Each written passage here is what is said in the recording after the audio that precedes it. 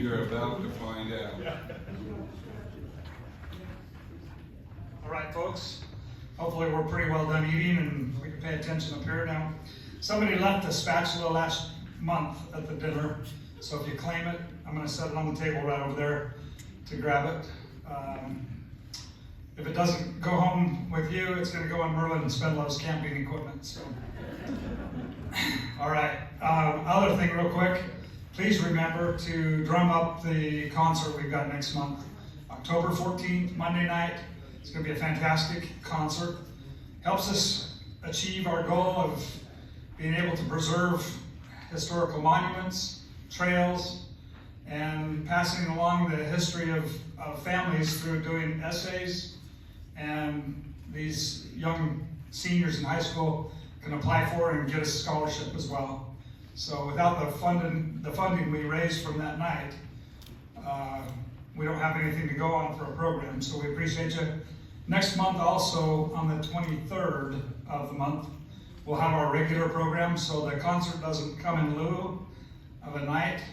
We've got Val Parrish, the national chapter president. He's the current national chapter president now. He's coming to speak with us next month on the 23rd of October. So we look forward to that. With that, I'll turn the time over to Paul Covington to introduce our guest speaker visitor tonight. So. It's really great to have our speaker with us tonight. Roland Lee is going to speak to us on painting the pioneer history of Southwest Utah. Roland has painted the pioneer history of the LDS Church as well as the landscape of Utah for over 50 years. His own ancestors were called to settle Dixie in 1861. 3 of the original paintings are in the renovated St. George Temple, with other originals in the new Red Cliffs Temple and the Mesa Temple. His paintings of the St. George Temple have twice been on the inside covers of the Ensign magazine, and his pioneer scenes have appeared in books published by Deseret Book as Joseph Smith, the Prophet, by Truman G. Manson. Roland's paintings are in over 2,000 art collections, and he was awarded a Governor's Mansion Medal by Governor Gary Herbert for his contributions to the arts of Utah. Roland has served twice as an LDS bishop, and he and his wife Nellie have served 2 missions. They have 5 grown children, 29 grandchildren, and 3 great-grandchildren. So with that, I'll turn the time over.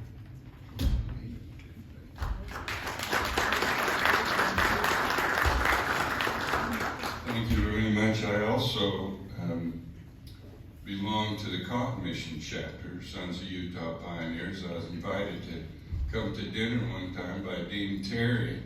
He says, "Come with me to dinner. We're going to have a good feast. I'll pay for it. Everything's good." And a week after that, I was a membership chairman of the Cotton Mission chapter. And that's how I got involved in this outfit about 20 some odd years ago.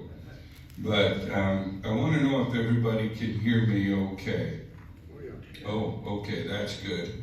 All righty. Now I was told one time that you should never speak while people are eating.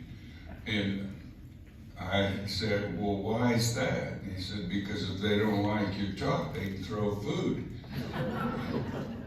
So I said, "Well, I'm in a better quality group than the ones that he spoke to." But what I want to do tonight is just talk about the history of southern Utah a little bit.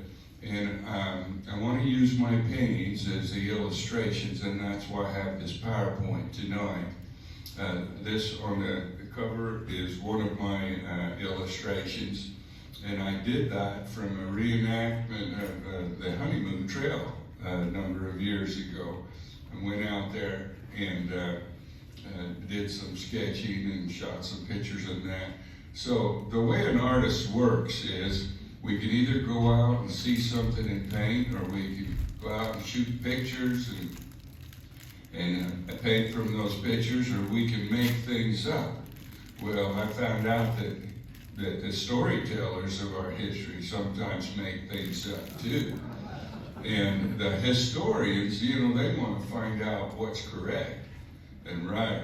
But the storytellers don't let any facts get in the way of a good story. And so I fall somewhere in between here. But I ask you this, if I say something that's incorrect, correct me afterwards, not while I'm talking, okay? Well, it's great to be here tonight, and I'd just like to have you look at the words of this song up here and think about our pioneer ancestors that settled this desolate area.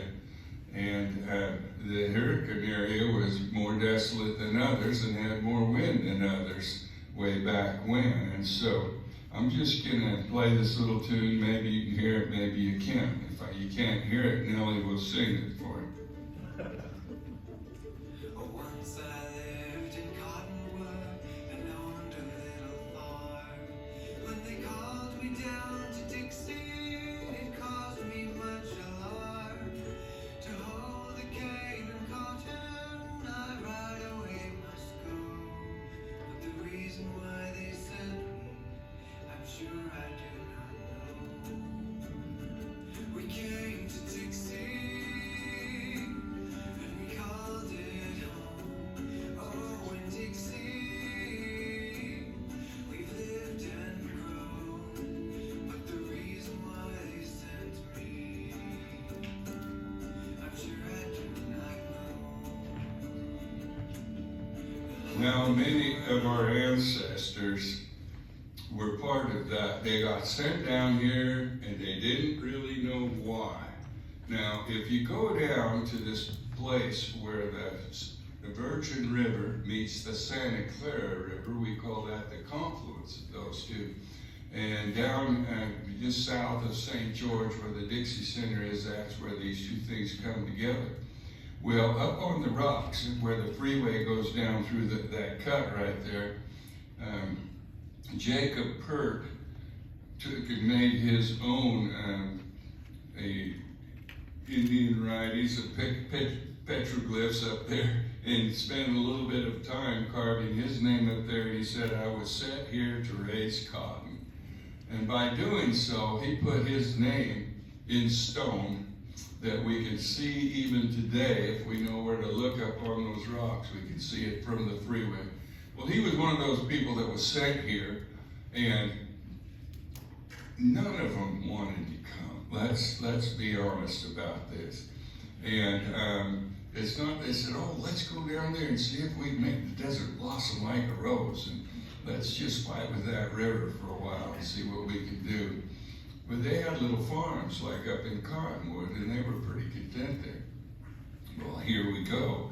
Well, there was exploring parties that came to that confluence, and where two streams meet, the Santa Clara and the Virgin River, and flow into each other and continue on down clear to the ocean along that river. And the Dominguez Escalante group came in 1776. They were looking for a route from New Mexico up and over to California. They never made the full trip, but we have a lot of markings that the Sunset Pioneers had been put on the trail that they were on, called, of course, the Dominguez Escalante Trail. Well, they came down to that cut right there. Jedediah Strong Smith, one of the really active mountaineer, came through there as well. Parley P. Pratt brought a group of explorers down through that same area, and of course Brigham Young came there in 1861. Now 1861 is an important date. Does anyone know what happened in 1861? That's when Brigham Young stood up in General Conference and announced the names of 310 families who would be called to go down and settle St. George. Well, my ancestors were among those, and I'm sure they kind of just got lower and lower in their seats, trying to not be seen, but they were seen. But so many of them just said, "Yes, we'll go do it." And they had good little places up in Salt Lake City. So This is a painting I did called Where Two Streams Meet. And those two streams is the Santa Clara on the left, a delightful little stream most of the time, and the Virgin River on the right, a delightful little river. You can't see through it very well. And they used to tell us that the wound-fin minnow would swim backwards because they couldn't see to go frontwards. But that was, again, a story, not necessarily history. Okay, so I did this painting, and I showed the land from here to the temple, because the temple stood out then just like it stands out now, against the red cliffs and the mountains above it. And there it sat, and I don't have a lot of roofs in there, but I do have some shrubbery. It would have looked like that from that time to the time Nellie and I came here in 1973.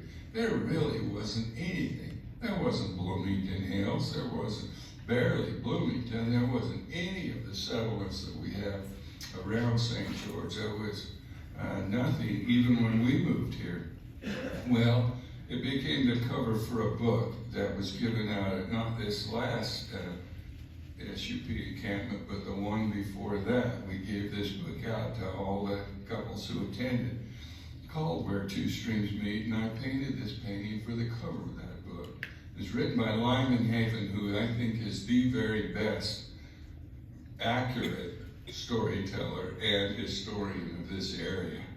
And I wanted to show you how my thought processes work, because tonight I'm going to show you a number of paintings and show you how I come up with them. Now, a lot of you think, well, if you do a painting, you just sit down and think about it and then just paint. Well, a lot of times you have to do some research, especially about historical things. Well, I went down in that area, and I went down along the river, and I went up on the cliffs side, and I shot some pictures and all that, and I came up with this idea that I'd make those two rivers come together like this, and this is what you call a thumbnail study. It's not much bigger than your thumb. It's actually 3 inches by 5 inches. And that's usually where a painting starts for me. And I'm just studying the values. And as I do that, I begin to get it in my mind, what I want to see. Then I go after the research. Well, this is how it started. And I'm a watercolor painter. And watercolor is transparent. That means you can't put a light color over a dark color. Simply, you have to put the lights down first, and then paint the darks over, and then the final darks over that, and then you're done. Well, it requires something called negative painting, where you have to paint around the lights, or I say, you're painting the darks to reveal the lights. So this is the first glazes, what I call the block-in, and they're very, very light. The next stage is to start bringing in the darks over the top of that. And then the final stage is to bring the darks into it. Okay? Now, it's interesting because we have to go through that process with watercolor. Oils, those of you who paint in oils, and I assume all of you are artists with your own paints at home, do it differently. They paint the darks first and end up with the lights. Well, here's me in 1973. I set up a small art studio in downtown St. George, and I called it Inkwell. And it was a little studio on the corner of St. George Boulevard and Main Street. Nellie and I had known each other since we were 14. We were both born in East Los Angeles and raised in the San Gabriel Valley. And 2 years after we got married, we came here. So here's these young people. I opened a studio in this little tiny town that had only one stoplight anywhere. Okay, I don't know if there was another one in Cedar City or not, but that was too far to drive anyway. So, how many of you can remember the Big Hand Cafe? Raise your hand. Oh, this is a good group. All right. I remember having apple pie there one time on my way to BYU with cheddar cheese on top. And the waitress asked me, "Do you want cheese on the top?" And I never heard of that before. said, okay. And you put a big piece of cheddar cheese on top of the apple pie. I thought, this is a different place up here than what you Californians know. Well, right here is where my studio was. And most of the time since then, which is more than 50 years ago, I've had a studio either on that corner or right near it. Later on, the Big Hand Cafe was taken down. Some Ancestor Square took over that whole block, and there was a building there that is now called Georgia's Corner Restaurant. And Nellie and I rented the whole building during the 90s, and we had a gallery there, oddly enough called the Roland Lee Art Gallery. And we had a lot of beautiful work in there, and it was the nicest art gallery I'd ever seen. But in the same spot where I ate apple pie with cheddar cheese on it later became my art gallery. Well, that's the story of this town. From a pile of desert sand and some sagebrush came what we have today. And I'm sure if our pioneer ancestors could see it today, they would just, they couldn't comprehend it. Just like I can't comprehend it every time we have to sit at a left turn arrow with 4 lanes on this way and 4 lanes on this way, and all we're just trying to do is get to the grocery store. Well, when we first moved here, we had a grocery store right on the corner by our house. Now, as I started looking around here, I discovered that, you know what, there's a lot of old things in this town. And I started going around and looking for them. This is Judd's store. How many of you know where that is in St. George? Yeah, and all of our kids, everybody, all of my kids used to go over there and get breadsticks and ranch dressing and other things. We'll look at the D on the hill, but also look at the covered wagon in the street there. It's the same now there, except for there's a 5-story apartment house right next to it. And things have changed slightly, but I was aware of that. This is the old Opera House. It became the Utah and Idaho Sugar Company. Does anybody remember that? And it was up there just above the post office there now, which wasn't the post office ever until later. And the houses, and there's a house, look at its relation to the temple. The temple was very, very far south of town. It was away from any houses when it was first built. There's the courthouse on the boulevard, which still has been restored, looks the same. But I noticed that everything was fading fast. Barns, we used to have tons of barns all through St. George, and everywhere, over in Hurricane, Washington, in those towns, we had the same old barns they had in the old days. And so what I did is I have this feeling inside, I need to sketch and paint some of these things before they disappear. Now, you know, some people would say, well, gee, clear back in 1973, that's pretty forward thinking. But we had no clue it would be like today and what really came about from all of that. But I set about to just kind of discover where things were, find some of the old buildings, and maybe paint some pictures of them. I did this watercolor painting when I very first started painting in watercolor in the 70s. And this painting right here was purchased by the city of St. George, and it's in there. It's one of the oldest paintings in their permanent collection. And I'm still alive, and it's still in their collection, so that's great. We knew about Loren Covington, which is Paul's grandfather. Yeah, who is a well-known artist and highly collected now.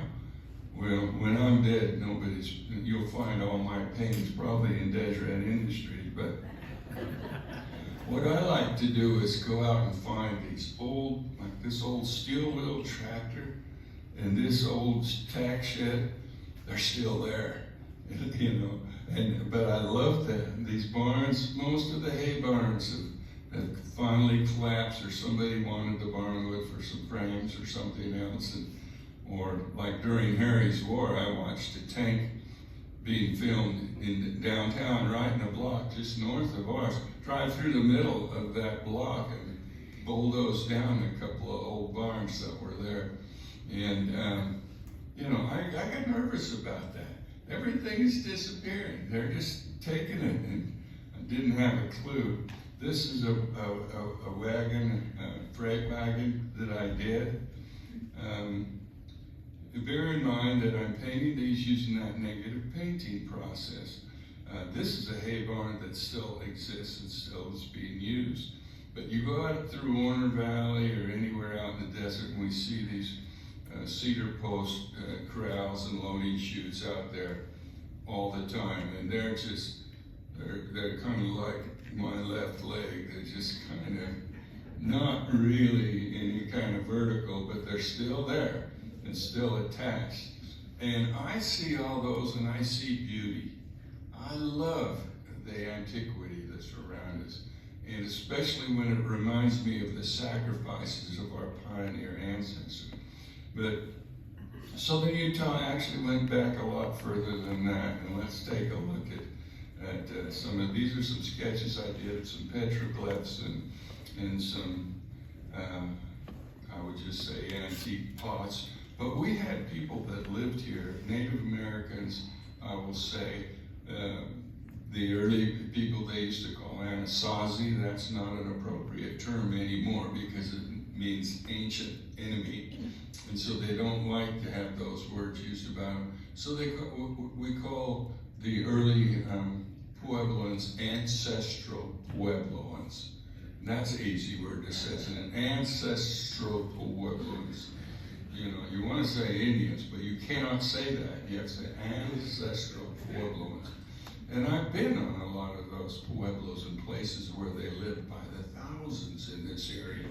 I've been to places where I could just look down on the ground, to places close to here, where I could see literally thousands of pottery shards on the surface, just there. I wondered, how could they break so many pots? I thought, well, maybe the wives were just so angry that they're, well, maybe that's not a way, but you think about that.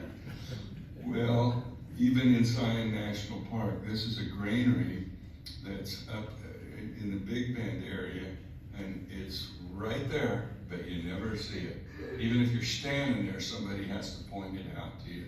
But the park doesn't advertise it, because they don't want you to go up and mess with it. They don't advertise any of their Native American things, including the petroglyphs, but they're there. And there's a little pottery shard.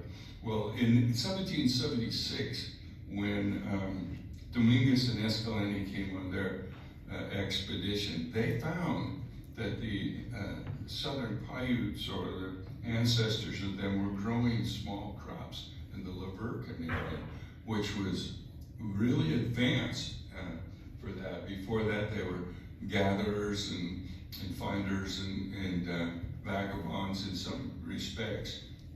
But they were growing crops and had settled in that area. And they wrote about that. Well, that was the last peoples before pioneers came. Well, the pioneers came out here, and here was this desolate land, and they had to find a way to survive, just like the ancestral Puebloans did and the Native Americans had been doing. And there was a clash there because they're trying to compete for the same water and the same food and everything else. And so that began. And this is a painting that I did during the reenactment of the honeymoon trail that used to come over from Arizona up here.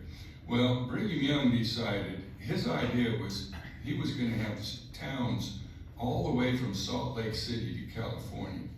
He was pretty successful in his efforts. So they started having a few of the towns up around Salt Lake City, and then he invited some of the more adventurous people in his group to go down and explore some other possible sites for towns.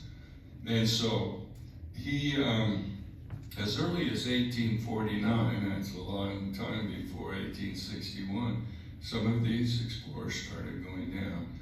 Well, this happy man right here is Parley P. Pratt, and he went down with a group, and this is what he wrote when he got back.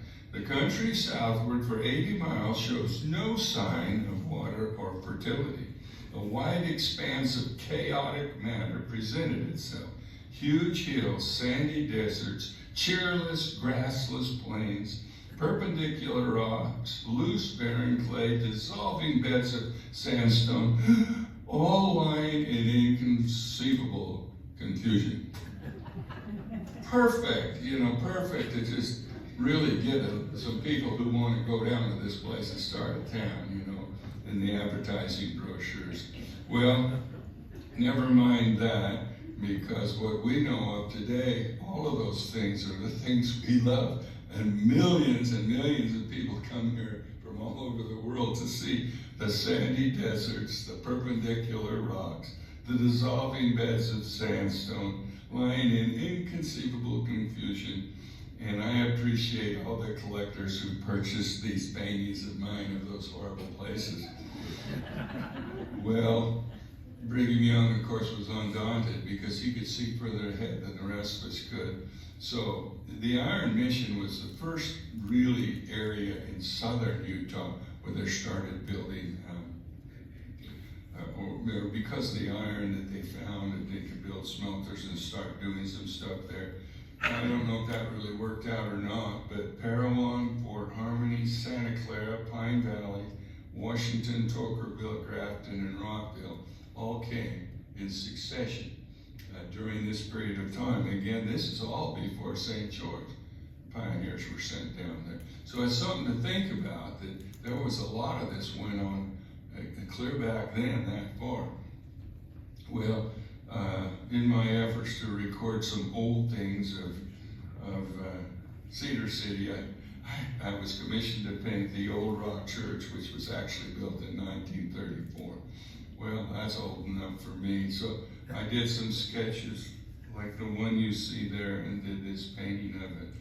Well, let's look at Pine Valley. This was settled in 1855, and that lumber from those pine trees that are up there were used for a lot of things. The pipes for the organ and St. George Temple and lots of other things, that became the place where Brigham Young had some brethren start a sawmill and get up there and start making wood. Well, some of those places are still there. This one actually has fallen down now. This is the Pine Valley Chapels, built in started in 1868 anyways, against those cliffs. And now when I paint something like this, I want to make some interest in it. So I made it in the fall, so I have more interesting colors. I subdued the cliffs behind it, but I made it dark around that white building. Well, as artists, we're trying to compose these scenes and make them more interesting. That's our job as artists. People say, why don't you just shoot a photograph? The answer is because I can make it look better. I just was with a group of artists up in Midway last week, and I gave them a talk, and I said, that's right, you're all artists, and you're all amazing, so accept it and live with it, and don't be saying, oh, I'm just learning how, there's my teacher over there, go bother him, because when you're outdoors painting, especially in Zion, you're part of the natural landscape there. The people look at you and say, look, there's an artist, honey, let's see if we can go see what they're doing. They think you're a bighorn sheep or something, You're part of the reason they're there.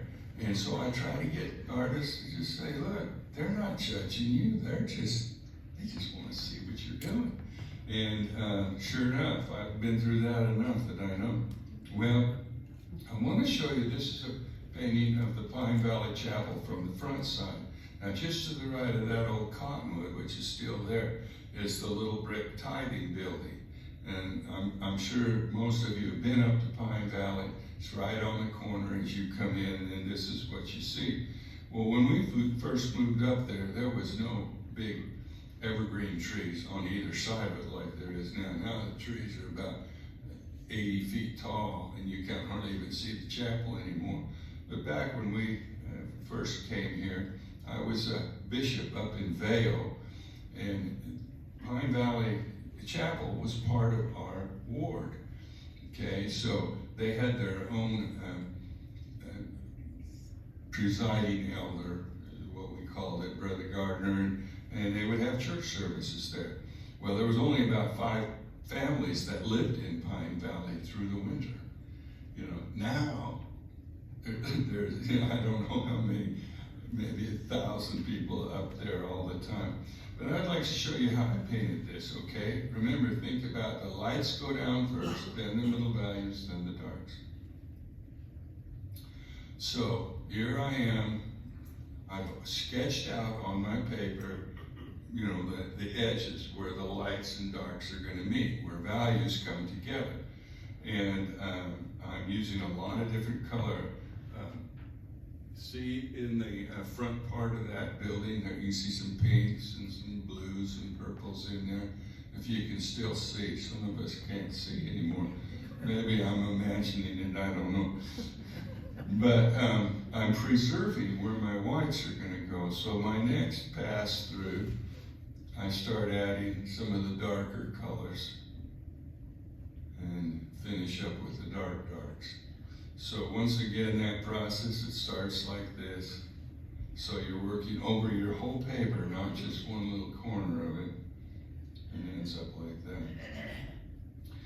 Well, Washington was settled in 1857, and the cotton mill itself was started in 1865, and that's really a prominent building in our area. It was in tremendous disrepair, and the roof had caved in when we became really aware of it.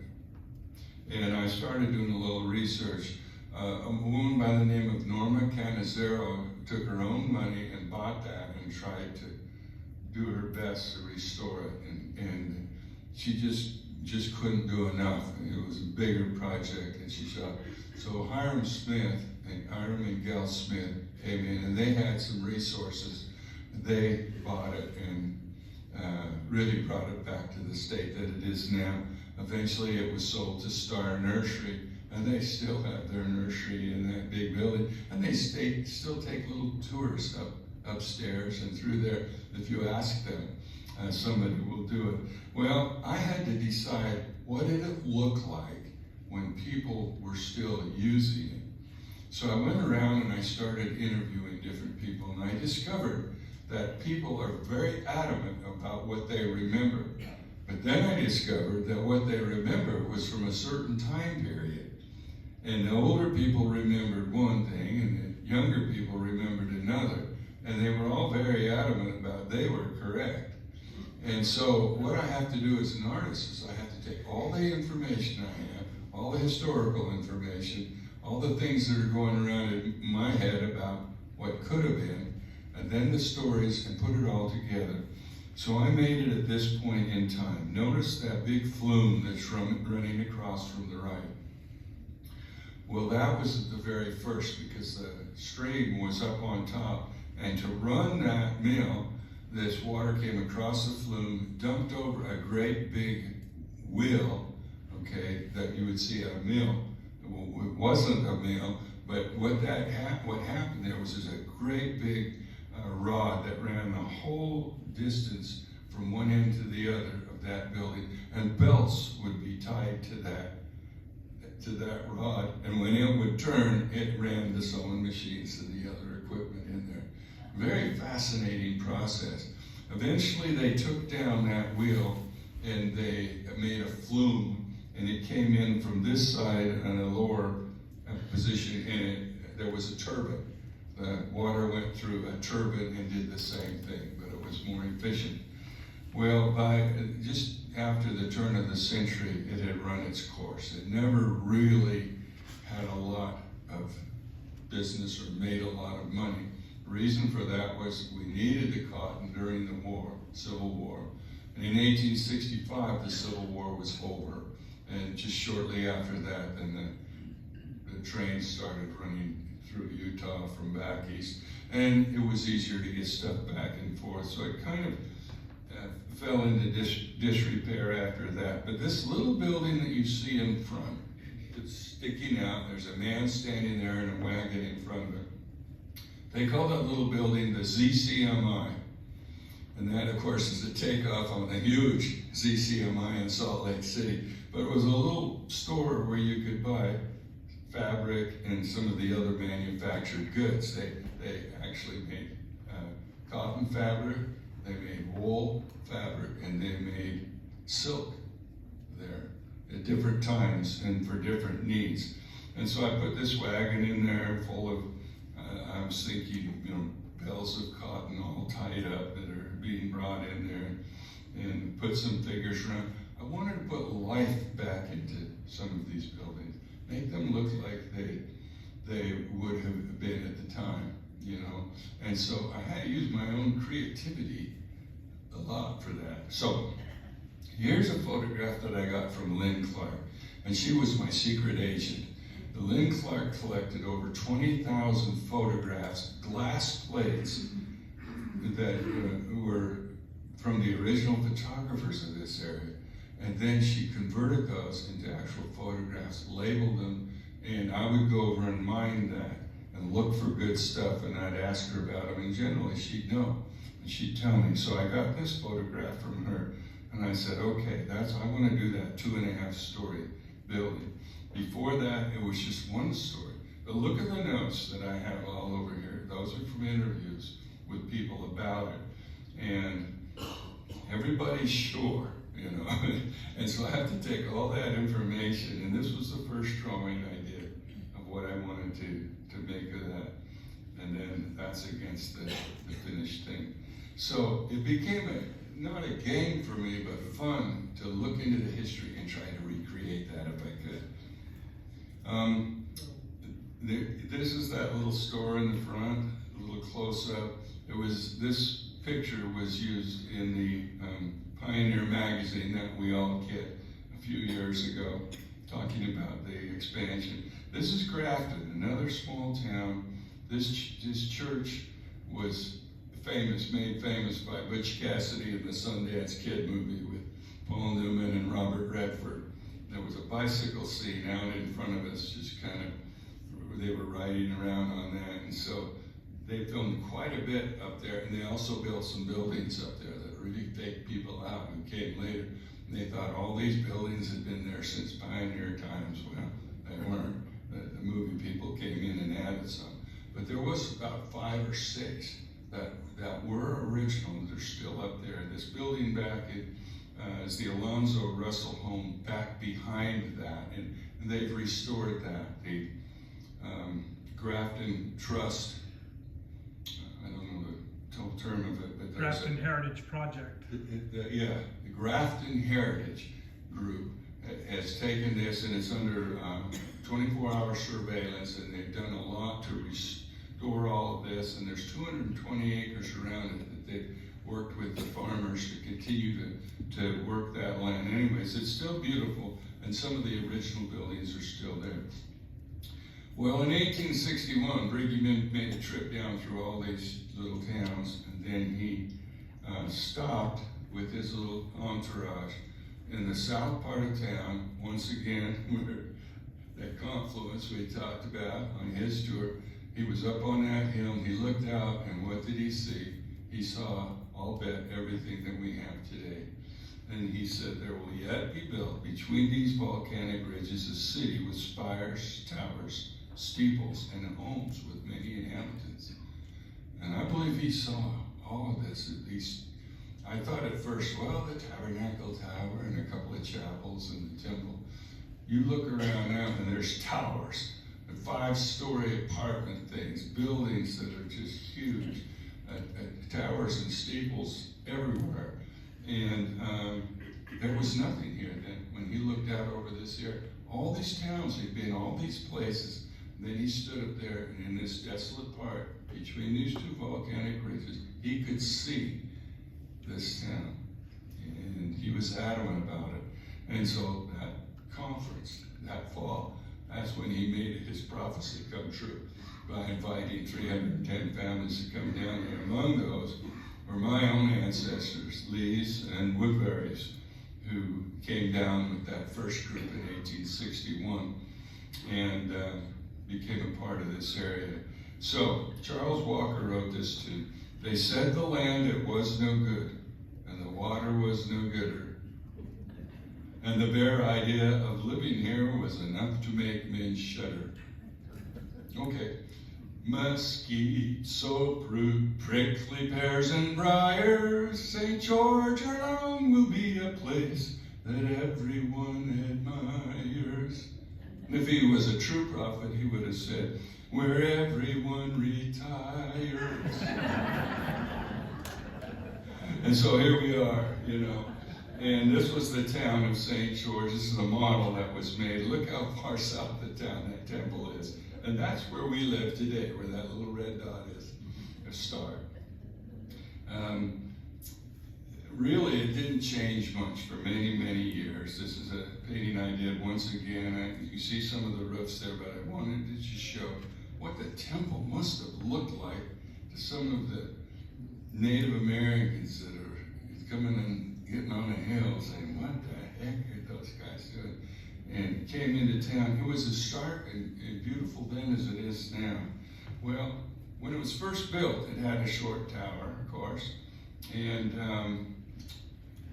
Brigham Young passed away. He never liked the short tower. He was very adamant about it. His son, Brigham Young Jr., wrote what he said at a meeting. He said, the tower is wooden and very unsatisfactory piece of work. Father remarked he would keep the tower locked, that he was ashamed of the framing and the design. It was some 12 to 18 feet too low to look well. Press Brigham Young Sr. Press said, they will have that remedied some of these days. Well, he passed away and it hadn't been remedied, but not shortly after that, lightning hit that tower. The only thing on the temple that burned was that tower. So, just saying, you know, he had some pull. And so, shortly thereafter, they added some height to that tower and built it the way that he wanted to. And that's the added section that we recognize today. Well, I've done the paintings of the temple many times, and many of us have walked around the grounds of the temple back in the Rose Garden that was back behind there, where a lot of people got engaged and everything.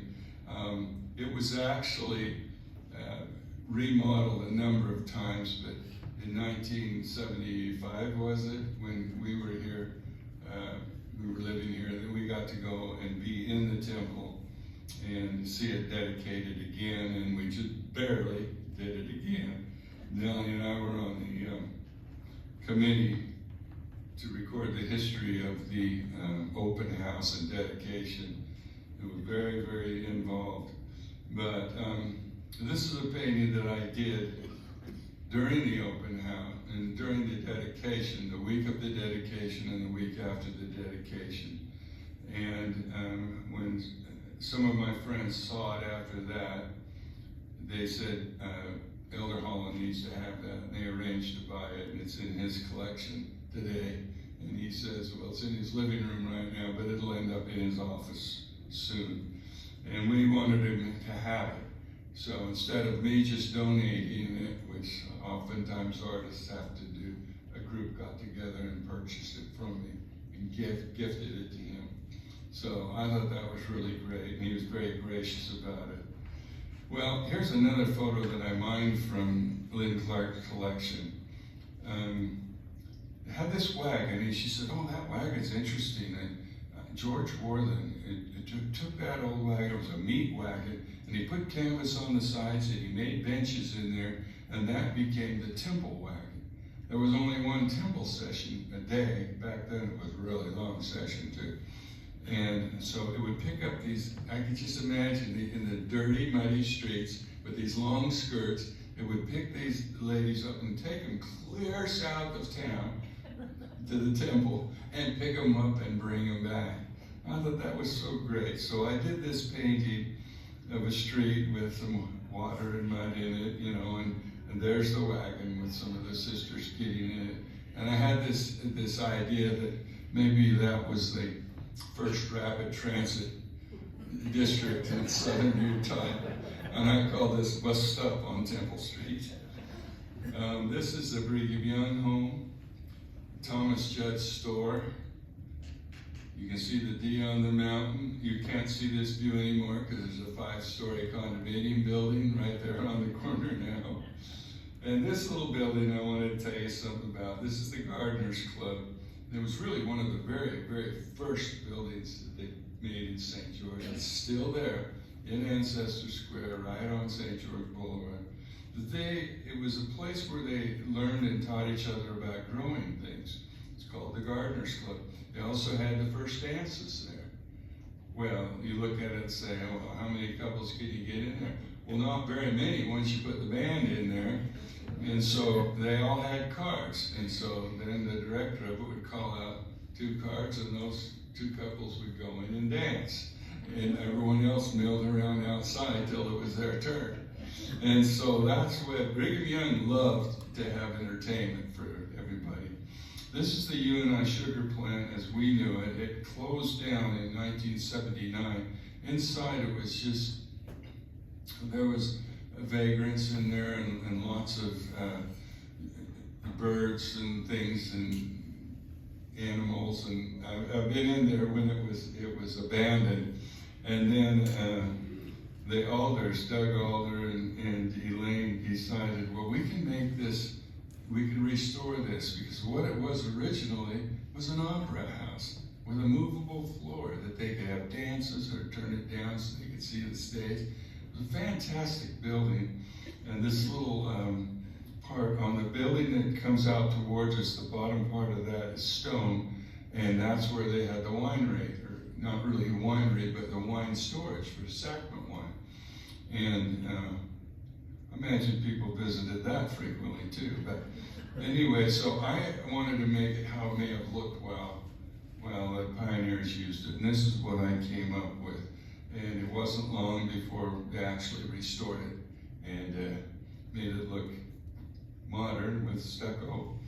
The Pioneer Courthouse, St. George Tabernacle, renovated again in 2017. And up in Pine Valley, the Snow family home, which is still there and well taken care of. I slept in that house. You did? The Snows were my aunt. Oh, that was your aunt. So we've been out there. Stayed. Well, I knew somebody would have slept in that house, and it turns out to be her. And she didn't break in either. But that's a well-kept home, and of course the Snow family is very prominent in that area. And some of the other homes there, this is the Whipple family home. I painted this as a commission. Many wonderful homes still up there. And finally, this is in Bloomington. Jeff and Connie Morby came to me and they said, we have a little footing area that used to be a schoolhouse right next to our home in Bloomington. We'd like to commission you to do a painting of it. Well, of course, there's only some stones sticking out of the dirt there in kind of a rectangle. And I said, well, you got any pictures or anything? No, we don't have anything. Well, so once again, I started to try to find out what that building looked like, and I found some old photographs from Lynn's collection. And this is the painting that I came up with. I could tell you the name of that school teacher that's there, but now I can't remember. But see, the kids are coming up there, and then they have to cross over that platform to go past the creek and get into the school. And this little girl has some flowers behind her back that she's going to give to the teacher. So I had all those things in mind. First of all, I had to come up with that little photograph in the lower left. That's an actual photograph, because this building was used for school until 1926. And what happened was I came up with a little, you can see my little pencil studies there. and some pictures of how somebody might have been dressed in that time period. And then here's the process again. Laying in I thought I would do the figures first, because if I got everything else done and I messed up on those, then I needed to find out right away if I could do it. So I got them in there first, and then started to build up around it and see the darks that are coming into this. And that's the finished painting right here. Well, what happened is they used that schoolhouse for the residents down there until about 1926. And at that time, they started busing them into town. And the bus they used was a flatbed truck. And it had chicken wire around the outside so the kids wouldn't fall out. And they'd get in the back and they'd ride in that to town. Well, of course, when that pulled up to school and all the St. George kids would say, "Oh, here come all the monkeys in the cage," and, tease them about it. And so they hated that, but that became a part of it. And then pretty soon that was just abandoned as soon as they started coming up to St. George's School. Now, how do I know those stories? I asked people about it, and they told me. How do I know they're telling me the truth? I don't, but there's a good story. Well, I'd like to just kind of close with that. And I have some thoughts about, as we look back on all of these people and what they did, they weren't comfortable coming across the plains. Some were, but some had a terrible time. They got into Salt Lake City, like that person had a little farm in Cottonwood. They had a chance to establish their homes, put a picket fence around it, plant their crops, and that was what they had come for. That was Zion. The brigadier said, "Hold on just a minute. We have a few more things to do." And they're like, "I don't think so." They weren't that thrilled about it. But then he started sending them out because he had seen what was to be, and he knew what they needed to do. So, some of my ancestors went all the way to San Bernardino, California, and settled San Bernardino. Some of them settled some of the other towns up around Cedar and Parowan and in these different places. And they didn't plan on that when they came out to Zion, but it worked out okay. And it worked out okay for us, and if they could see all of this today, I know they would just die. Well, I guess they're already dead, but they would just be amazed at what they could see from all of this. Well, we have these faithful pioneers to be grateful for. The purpose of our group that we all belong to, the Sons of the Utah Pioneers. The reason we belong to it is to honor that heritage that they left for us. And as we think about what they did and think about the sacrifices and stand in our hot water showers for an extra minute or two, and that run on our back, and we think about what they have for that, I hope that we can just not only thank them and honor their memory, but thank the Lord for what we have today and the easy life we have. And I say that in the name of Jesus Christ, amen. Amen.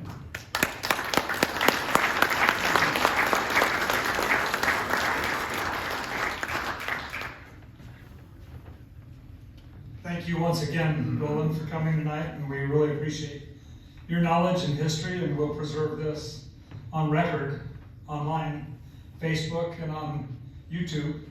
If you'd like a link to that, let me know, and I'll get it to you.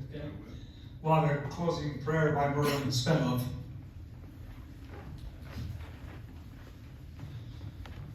Heavenly Father, we're thankful for this opportunity that you've had to be here this evening. Thankful for Brother Lee for his presentation this evening. We're thankful for the knowledge that he has and the talents that he has shared with us this night. We're thankful for our heritage, for the opportunity that you have to be part of this good organization. We pray that we'll be able to continue to have a good evening this night, and that we may travel home in peace, safety, and find our will there. And we're thankful for all that we have. We say these things in the name of Jesus Christ. Amen. And